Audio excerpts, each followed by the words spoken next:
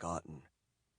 She demanded the courts be dissolved, and that the rulers of Faery step down and acknowledge her as the true and only queen of the Never Never.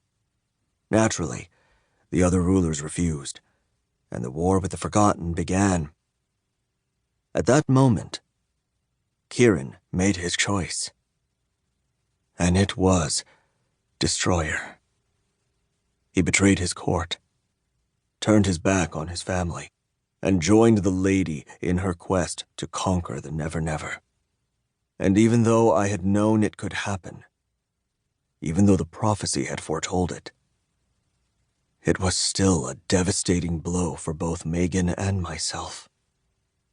Keirran was stubborn, idealistic, and once he set his mind to something, there was no changing it. But I hadn't thought him capable of betraying his entire court. Meghan took a quiet breath.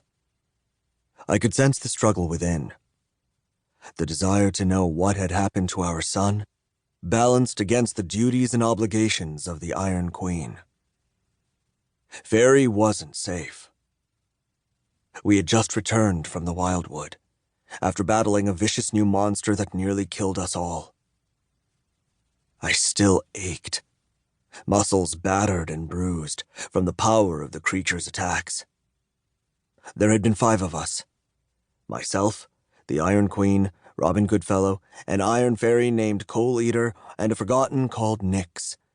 And even then we barely managed to bring down the creature, only to discover the threat to the Never Never was far from over. In fact, it was only beginning. Meghan knew this. A shadow had fallen over Faery, the echo of a new prophecy hovering over it like a storm. The end has begun. Evenfall is coming. Faery and every living creature that exists under the sun are doomed. I stepped close to Meghan and put my hands on her shoulders, feeling them tremble beneath my palms. Leaning in, I murmured, "I can find him, Meghan. If you need to return to Mag Tura, I'll take Puck and Grim, and we'll go look for Keirran. Grim can lead us to Touchstone, and from there we'll see what happened to the capital and where Keirran could have gone. You don't have to come with us this time." "No." She reached up and squeezed one of my hands.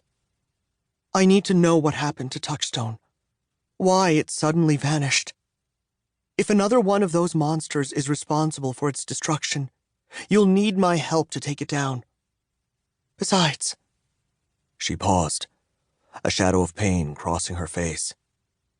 "If something happened to Keirran, if one of those creatures got to him like they got to Puck, I want to know. I want to see it for myself. If both of us are there this time, maybe that will be enough to bring him back." My insides felt cold. The monster we had fought and killed was unlike anything I had ever seen before. A physical manifestation of hate, rage, fear, and despair. It poisoned the land around it, tainting everything with dark glamour and negative emotions, and worst of all, it was able to bring out the shadow side of any living creature it touched. I had seen this firsthand with Puck, where he had been transformed into a fairy consumed by jealous anger and vicious spite. The Robin Goodfellow of old. The Robin Goodfellow who was still furious with me for stealing away Meghan, who held a grudge for all the times I tried to kill him. Not that I blamed him. Fortunately, Puck had been able to fight through that darkness and return to his normal, carefree, irreverent self. But I knew what Meghan was thinking, and I shared her fear. Keirran had already shown himself capable of turning on and betraying everything he loved. Would we venture into the between to find our son had turned into a soulless enemy once more? I leaned close to Meghan, feeling her grip on my hand tighten.